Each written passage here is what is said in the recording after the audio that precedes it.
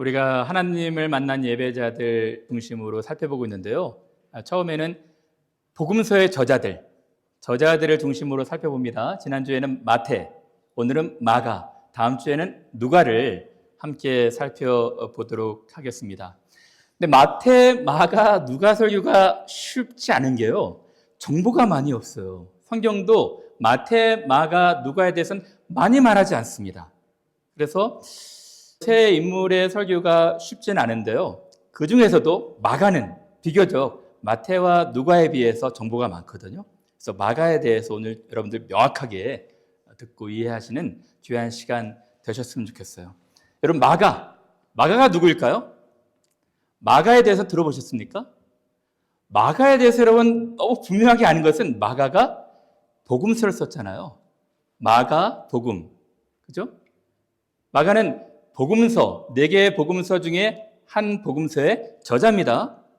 그리고 마가에 대해서 아는 게 또가 뭐 있을까요?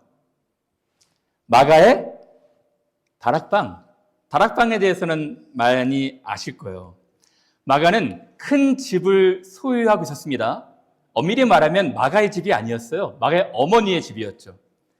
마가의 어머니는 큰 재력가였던 것 같아요. 그래서 예루살렘에 2층 되는 큰 집을 소유했습니다. 근데 여기 마가의 어머니는 굉장한 신앙인이었어요. 예수님을 서포트를 많이 했습니다. 그래서 예수님께서 예루살렘에 가실 때마다 유하실 숙소가 필요했는데 이 숙소를 마가의 어머니가 제공을 했어요. 그래서 이 숙소에서 기도도 했었고 그 유명한 최후의 만찬도 마가의 다락방에서 행해지게 됩니다. 내가 내 제자들과 함께 유월절 음식을 먹을 나의 객실이 어디 있느냐? 큰 다락방을 준비했거든요. 요 최후의 만찬도 마가의 다락방에서 하고요. 예수께서 부활하시고 나서 제자들이 모였을 때 찾아온 것도 이 마가의 집이었습니다. 마가 요한의 어머니의 집이었어요. 이 마가 요한의 어머니의 집에서 오순절날 성령도 임했던 것입니다. 그리고 나서 교회가 박해 핍박이 있을 때 이 베드로가 감옥에 있을 때 이 마가의 집에서 사람들이 모여서 기도를 했어요. 그러니까 마가라는 요한의 어머니, 마가는 로마식 이름이고요. 요한은 히브리식 이름이거든요. 똑같은 사람입니다. 우리는 마가라고 말을 하죠. 그러니까 마가 요한의 어머니 마리아의 집에서 기도하고 있을 때 베드로가 감옥에서 나와가지고 로데라는 여자를 만났던 것이죠. 정리하자면 마가의 어머니는 재력가였습니다. 예수님을 서포트했어요. 요 마가의 집은 초대교회에서 굉장히 중요한 장소였습니다. 초회 만찬도 있었고 오순절 성령도 임했고 초대교회에 태동하는 모태가 되기도 했었어요. 여러분, 마가는 좋은 신앙의 어머니를 두고 있었습니다. 어머니뿐이었을까요? 마가는요, 당시 최고의 탁월한 아주 엑셀런트한 스승들이 있었어요. 첫 번째 베드로가 마가를 뭐라 표현합니까? 내 아들 마가. 실제 베드로의 아들이 아닙니다. 근데 베드로가 예수님의 제자로서 예루살렘에 갈 때 만찬 장소, 기도 장소, 그러니까 마가의 어머니와 각별한 사이였던 것 같아요. 추측해 보건대 마가를 자기 아들처럼 여기는 귀한 일이 있었습니다. 그래서 내 아들 마가라고 이야기를 했던 것이죠. 최고의 스승이었던 베드로를 두고 있었습니다. 뿐만 아닙니다. 당시 초대교회에 가장 권위 있었던, 사도들이 등장하기 전에 가장 권위 있었던 인물인 바나바였습니다. 사도들이 바나바가 얼마나 유명했는지 사도들이 이 바나바라는 이름을 지어줬어요. 번역하면 위로의 아들이다. 이 바나바는 초대교회에 굉장히 중요한 핵심적인 인물이었고 마가의 삼촌이기도 했습니다. 스승이었죠.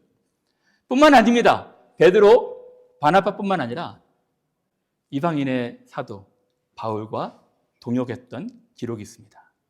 바울이 예루살렘에 구조하는 일을 마치고 들어갈 때 마가라 하는 요한을 데리고 들어갑니다.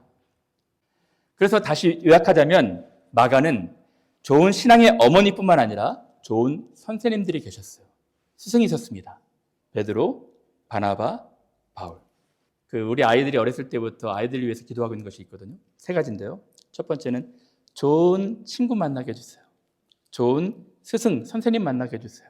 또 좋은 배우자 만나게 해주세요. 계속해서 기도하고 있는데요. 이 마가는 좋은 어머니 밑에서, 신앙의 어머니 밑에서 좋은 선생님들에게 배웠던 탁월한 인물이었어요.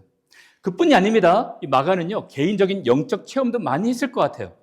예수님께서 최후의 만찬을 마가의 집 다락방에서 하시잖아요. 거기서 직접 12명과 만찬을 하지 못했겠지만 자기 집에서 행하는 만찬 보지 않았을까요? 그리고 예수님께서 오실 때마다 자기 집에 모여서 기도하시고 향유 붓는 여인도 보고 큰 영적 체험도 했을 거예요.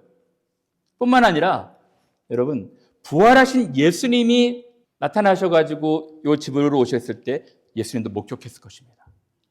뿐만 아니라 120명, 오순절날 성령이 임했던 그 현장에도 있었을 것이라 추측이 돼요. 영적 탁월한 체험을 했었을 것입니다. 그런 것을 보면 마가는 좋은 신앙의 어머니 밑에서 신앙 교육을 받았을 것이고 좋은 스승님들 밑에서 영적인 교육을 받았을 것이며 개인적으로 깊은 영적 체험도 했었던 사람이었어요. 그런데요, 이 마가가 늘 평탄하고 성공적인 삶만 살았던 것이 아니고요, 넘어지고 실족하고 좀 부끄러운 과거, 얘기하기 창피한 그런 실패의 삶도 있었습니다. 혹시 여러분 이 본문 아시나요? 이 본문은 자세히 유의하여 보지 못하면 그냥 넘어가는 본문인데요. 한 청년이 벗은 몸에 배 혼니부를 두르고 예수를 따라가다가 물에게 잡힘에 배 혼니부를 버리고 벗은 몸으로 도망하니라. 어떤 혼니부를 두르고 가는데 자기가 체포당할 것 같으니까 나체로 도망간 기사입니다. 여러분, 이것은 마가복음에만 있습니다. 무슨 말일까요? 이 한 청년은 마가라 많은 분들이 추측을 해요. 무슨 이야기냐면요, 가룟 유다가 예수를 팔 생각을 하고 군대를 이끌고 오죠. 어디로 왔겠습니까? 마가의 집에 왔을 거예요. 예수님이 기거하시는 숙소에. 그래서 예수 어딨냐, 예수 어딨냐 했을 때 마가가 밤중에 여기서 배 혼니불은 사실은 리닌 가르먼트라고 해가지고요, 부잣집 사람들이 입는 옷이었습니다. 잠옷 또는 겉옷이었어요. 세마포 옷이거든요. 아주 존귀한, 귀한, 굉장히 금수저, 실버스푼들만 입는 옷이었어요. 부잣집 도련님이었던 마가가 배 혼입을, 잠옷을 입고 있었던 것이죠. 잠옷을 입고 있었는데 군인들이 와가지고 예수 어디 있느냐? 쿵쾅쿵쾅 그러니까 무서워가지고 예수님은 감람산에서 기도하고 있는 것 같은데요. 아마 이야기했을 것 같아요. 그래서 군대가 예수님 잡으러, 예수님 체포하러 감람산으로 가니까 걱정되지 않았겠습니까? 걱정되어서 쫓아갔던 것 같아요. 감람산으로 쫓아갔는데 보니까 예수님이 잡혔어요. 쟤들은 뿔뿔이 다 흩어지고 혼비백산하면서 도망가요. 근데 군인들이 자기도 잡으려고 그래요. 그러니까 자기 잠옷을 벗고 도망갔던 것입니다. 이거는요, 마태, 누가, 요한이 다루지 않아요. 굳이 다룰 필요도 없어요. 무슨 의미가 있습니까? 아무 의미가 없는 내용인데 마가는 자기의 부끄러운 과거 숨기지 않고 솔직하게 이야기했던 것 같아요. 한 청년이 자기 이름을 쓰진 않았지만 벗은 몸에 배 혼니부를 두르고 예수를 따라가다가 체포됨에 혼니부를 버리고 벗은 몸으로 도망가니라. 수치스럽겠죠. 부끄러웠을 것입니다. 근데 베드로가 도망가는 이야기들만 쓰는 것이 아니라 베드로가 그 이야기하는 것을 대필했다고 생각하거든요. 마가도 자기의 부끄러운 과거, 수치스러운 잘못된 일들도, 연약했던 것들도 썼던 것이죠. 예수님 앞에서 도망갔던 부끄러운 과거. 여러분, 근데요, 이것은 아무 문제도 아니었습니다. 진짜 큰 문제는 이 다음에 일어나요. 마가는 예수 앞에서 도망갔을 뿐만 아니라 바울과 바나바 스승 앞에서도 도망간, 아주 초대교회 선교 역사에서 꼭 없었으면 좋았을 뻔했던 큰 문제, 심각한 문제의 발생의 주 요인이 되어버렸습니다. 바울과 및 동행하는 사람들이 바보에서 배 타고 밤빌리아에 있는 버가 이르니, 여러분, 이 본문이요, 인류 최초로 선교 여행, 이방인들을 위한 선교 여행이 시작되는 지점입니다. 얼마나 긴장되었겠어요. 그동안의 수천 년 동안 이 선교라는 개념이 없었거든요. 또 유대인들이 지금 이방인들한테 최초로 바울과 바나바 및 몇 일행들을 보내며 파송하면서 최초의 선교 여행이 시작되는 교회 역사상 아주 의미심장한 중요한 순간이었거든요. 바울과 바나바와 실라, 구브로를 지나서 밤빌리아에 있는 버가에 진입을 했어요. 요한은 낙오합니다. 중도 이탈을 합니다. 요한은, 마가라 하는 요한은 그들에게서 떠나 예루살렘으로 돌아가고, 요 행간을 잘 읽지 못하면 우리 이것이 아무 의미가 없는 내용인 것 같은데, 요 심각한 문제 때문에 나중에 큰 분열이 일어나는 것 아시죠? 한 5, 6년 뒤에 2차 선교 여행을 다시 시작합니다. 바나바와 바울이 1차 선교 여행지를 다시 신방 개념으로 다시 찾아가거든요. 근데 마가, 1차 선교 여행 때 마가가 바울과 바나바를 떠나서 도망간, 중도 이탈하고 낙오한 이 문제가 심각한 문제가 되는 거예요. 바나바는 자기 조카 마가를 데리고 가고 싶어 했어요. 바울은 밤빌리아에서 자기들을 떠나 함께 일하러 가지 아니한 자를 데리고 가는 것이 옳지 않다 하여 서로 심히 다투어 분열이 일어난 것입니다. 피차 갈라서니. 마가라 하는 요한 때문에 이 초대교회 양대 산맥이었던 두 기둥과도 같았던 바울과 바나바가, 이 스승들이 다퉈가지고 서로 다른 길을 가게 되었던 것입니다. 질문해 볼까요? 누가 옳았을까요? 바울이 옳았을까요? 바나바가 옳았을까요? 바나바의 입장도, 저는 바울의 입장도 이해가 돼요. 바나바의 입장이 무엇입니까? 아니, 1차 선교 여행에서 도중에 하차하고 낙오하고 힘들어서 어떤 다른 요인 때문에 그만둔 사람 지금 우리가 챙기지 않으면, 지금 우리가 다시 용기 주지 않고 격려하지 않으면 이 친구는 평생 디프레션이 와가지고 소외될 수가 있다. 다시 데리고 가자. 그것이 바나바 입장이었습니다. 바나바는 착한 사람이었어요. 따뜻한 사람이었습니다. 바울의 입장은 무엇이었을까요? 바울은 전체 선교 일행의 팀워크를 중요시했던 것입니다. 전체 팀원으로서 같은 마음을 갖고 같은 방향으로 가야 될 텐데 한 사람이 중도에 하차하고 낙오하면 전체가 있는 데미지가 크다는 거예요.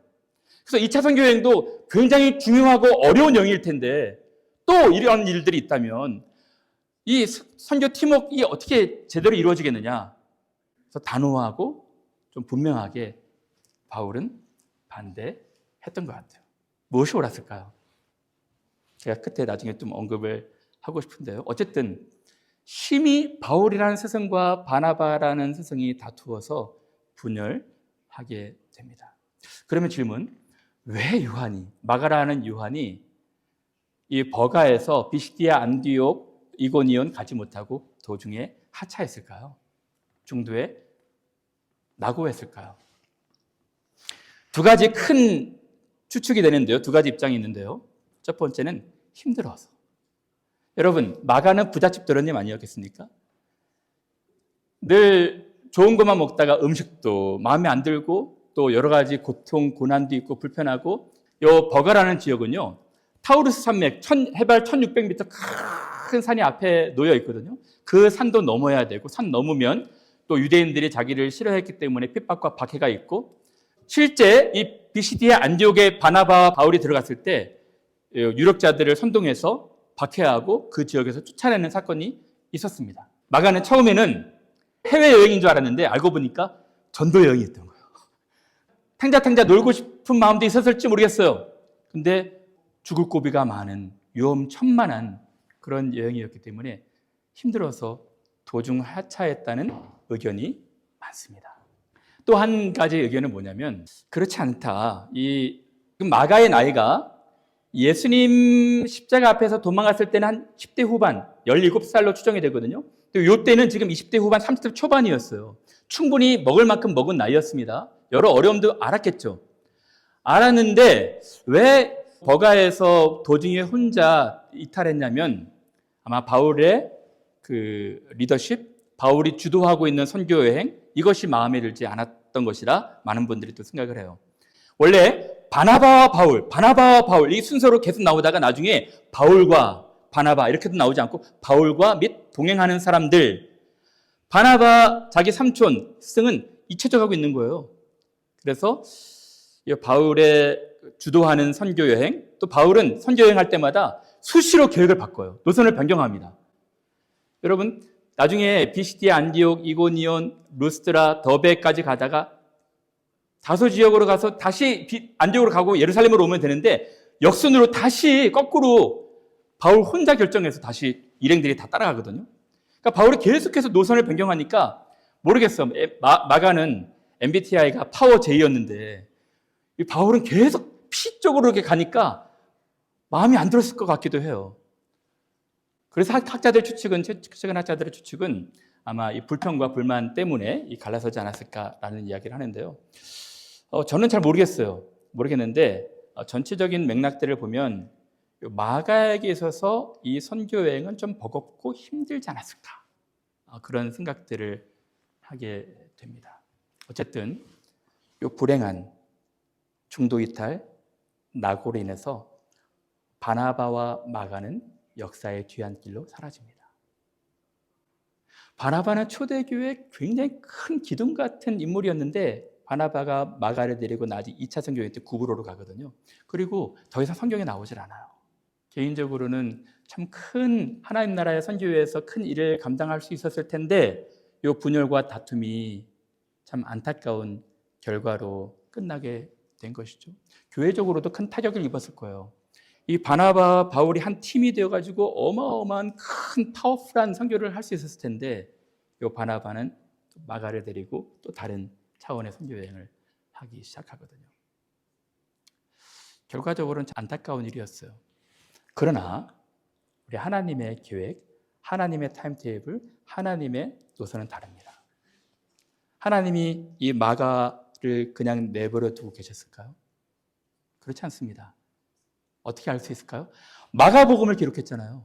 한 15년에서 20년 된 뒤에 마가가 복음서를 기록하고 있습니다. 여전히 마가는 훌륭한 신앙인으로, 훌륭한 동역자로 구석지고 후미진 곳에서 거기서 일을 감당하고 있었던 것입니다. 어떻게 그게 가능했을까요? 베드로입니다. 베드로가 여러 선교를 감당하다가 나중에 로마 감옥에 갇히거든요. 로마 감옥에 갇힐 때 마가가 함께 동행합니다. 그래서 베드로가 나중에 순교 직전에 마가가 대표하게 하면서 마가복음을 기록해요. 마가가 이 자세한 내용들을 어떻게 알았겠어요? 베드로를 통해서 이 마가복음이 기록이 된 것입니다. 끝까지 임종을 지킬 정도로 마가는 베드로를 사랑했어요. 베드로의 곁에 있었고 하나님 나라의 동역자로 수고했던 것입니다. 그러면 바울과의 관계는 어떻게 됐을까요? 놀라운 일은요. 바울과의 관계도 회복이 되고 있습니다. 바울이 로마 감옥에 갇혔어요. 이제 디모데 후서는 바울이 유언처럼 쓴 유언장이거든요. 거의 죽을 때가 온 것입니다. 디모데한테 이런 부탁을 해요. 감옥에 갇힌 바울이 디모데야, 너 빨리 와서 날 봤으면 좋겠다. 내 주변에 있는 데마도 날 버리고 떠났고 그레스게도 갈라디아로 갔고 다른 디도는 달마디아로 갔고 누가만 나와 함께 있다. 여러분 다음 주에 누가를 볼 거거든요. 누가는 정말 탁월한 인물이었습니다. 다음 주에 누가에 대해서 말씀을 드릴게요. 누가만 나와 함께 있는데 네가 올 때 디모데야, 네가 올 때 마가를 데리고 와라. 그가 나의 일에 유익하니라. 꼭 필요한 사람이라는 거예요. 디모데야, 내가 죽기 전에 마가를 너무 보고 싶다. 마가를 꼭 데리고 와라. 그가 나의 일에 굉장히 필요한 유익한 사람이다. 실제로 그리고 마가는 당시에 로마인들은요 2명의 노예를 둘 수가 있었거든요. 그 중에 한 명 마가였지 않았을까 싶을 정도로 마가는 바울과 함께 옥에 갇히기도 합니다. 나와 함께 갇힌 아리스타고와 바나바의 생질 마가와 이 마가에 대하여 너희가 명을 받았으며 그가 이르거든 영접하라. 마가를 어떻게 표현하나요? 그는 나를 위로하는 사람이다. 이 사람들은 하나님 나라를 위하여 함께 역사하는 자들인데 이런 사람들이 나의 위로가 되었느니라. 이 2차 선교여행 시작할 때 마가로 인해서 큰 다툼이 일어나고 갈등, 분열이 일어나는데 15년쯤 뒤에, 20년쯤 뒤에 회복이 일어나고 있는 것입니다. 마가를 데리고 와라. 이 마가는 꼭 필요한 사람, 나에게 유익한 사람이고 하나님 나라를 위하여 역사하는 자들이고 나의 위로자다. 그리고 빌레몬서에서는 뭐라고 표현합니까? 나의 펠로우 워커란 말합니다. 또한 나의 동역자 마가, 아리스타고 데마, 누가가 너희들을 문안하느니라. 사랑하는 여러분, 좋은 어머니 밑에서 신앙교육을 받고 신앙생활했던 마가, 좋은 스승님들, 선생님들 밑에서 탁월한 영적인 교육을 받았던 마가, 그리고 영적 체험도 풍성하게 했던, 부활도 목격하고 오순절 성령 경험도 했던 마가에게도 넘어짐이 있었어요. 실패가 있었습니다. 우리 기독교인들 신자들에게도 얼마든지 우리가 하나님 믿고 신앙생활 하다가 넘어지고 실족하는 일들이 부지기수로 많을 수 있다는 것입니다. 예수님 앞에서 도망갔고 바울과 바나바 앞에 선교행이 너무 힘들고 어렵다고 해서 또 도망갈 수 있었다는 거예요. 그러나 하나님은, 우리 주님은 실패자를 그냥 내버려 두지 않습니다. 또다시 일으키시고 또다시 일으키시고 또다시 격려하시고 또다시 용기 주시고. 여러분, 어떻게 이것이 가능했을까요? 저는 훌륭한 스승들이 있었기 때문에 가능했다 생각이 들어요. 첫 번째, 바나바입니다. 바나바를 성경이 뭐라고 표현합니까? 바나바를 딱 한마디로 표현하는데 바나바는 착한 사람이에요. 저는 바나바를 이렇게 말하고 싶어요. 바나바는 앞과 뒤가 같은 사람입니다. 처음 시작해도 바나바, 뒤로 가도 바나바예요. 똑같이 한결같은 사람이에요. 근데 성경이 이상하게 바나바를 평가할 때 이런 사람이 없거든요. 착한 사람이다. 착한 성품이라는 사람이라는 것입니다. 초대교회가 부흥을 해요. 어마어마하게 부흥을 하는데 물론 성령과 믿음이 충만했기 때문에 부흥할 수 있겠지만 바나바의 착한 성품이 초대교회에 어마어마한 영향을 끼쳤던 것 같아요. 부자나 가난한 사람들이나 물건 서로 통용할 때 바나바가 어마어마한 재산을 가난한 사람들 위해서 내어주지 않습니까? 바나바는 착한 사람이었어요. 착한 사람이었기 때문에 마가가 지쳐있고 힘들어하고 낙심했는 것을 보고 마가는 데리고 가야 된다. 마가를 보호했던 것입니다. 바울도 솔직히 말하면 바나바한테 그렇게 해서는 안 돼요. 왠지 아십니까? 바울이 회방자여 핍박자여 포용자여서 예수님 믿는 사람 막 잡아 죽이려고 하다가 다메섹에서 예수님 만난 뒤로 다른 사도들과 제자들한테 따돌림 당했었거든요. 그때 다소에 있는 바울을 데리고 와서 적극적으로 사람들한테 소개했어요. 요 바울을 한번 우리 인정해 주십시다.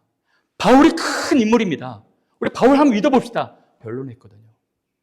힘들고 어렵고 지쳐있는 사람들, 낙심 있는 사람들을 챙겨주는 따뜻한 사람이었어요. 이러한 어른, 이러한 성품이 있는 스승이 있었기 때문에 마가가 다시 회복이 되고 있었던 것입니다.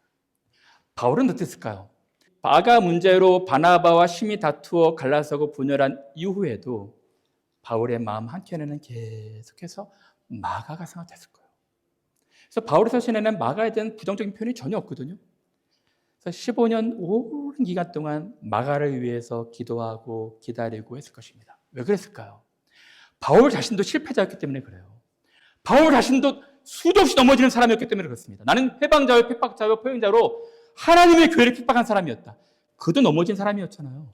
근데 예수께서 그를 사랑하셔서 다시 이렇게 세우신 것 아니겠습니까? 그도 그런 경험이 있었기 때문에 마가에 대한 애틋한 연민이 있었던 것 같아요. 베드로는 왜 그랬을까요? 베드로는 왜 내 아들 마가, 내 아들 마가 라고 표현을 했을까요? 베드로도 똑같은 사람이었습니다.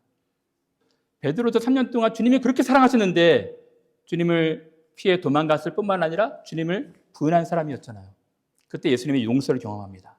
시몬아, 시몬아, 베드로야, 사단이 너희를 밀가부로 타달라고 요구했지만 내가 너를 위하여 내 믿음이 떨어지지 않기를 위하여 기도하였나니.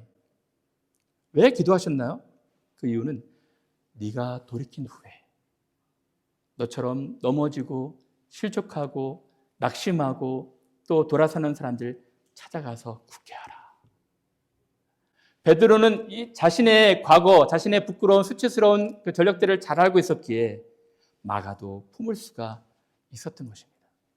사랑하는 여러분, 우리 신자들은요 그렇게 잘난 사람들이 아닙니다. 여러분, 우리 모두가 다 연약한 사람들 아니겠습니까? 우리 신자들은요 이렇게 안 좋은 상황이 있고 또 문제가 있으면 쉽게 넘어질 수 있는 사람들이에요. 우리가 감당하기 힘든 어려운 문제들이 있으면 그 앞에서 풀썩 주저앉을 수밖에 없는 사람들입니다.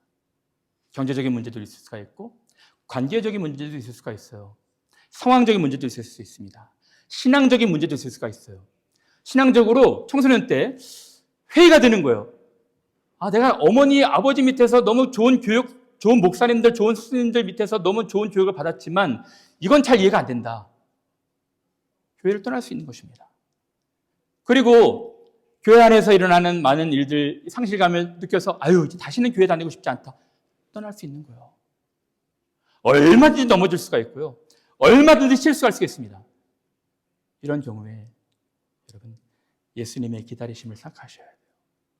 예수님은 한없이 기다리시는, 또 기다리시고 5년, 10년, 15년 계속해서 구석지고 후미진 곳에서 슬퍼하고 낭망하는 사람들을 기다리고 찾으시는 거예요. 그리고 교회에도 이러한 어른들이 좀 필요합니다.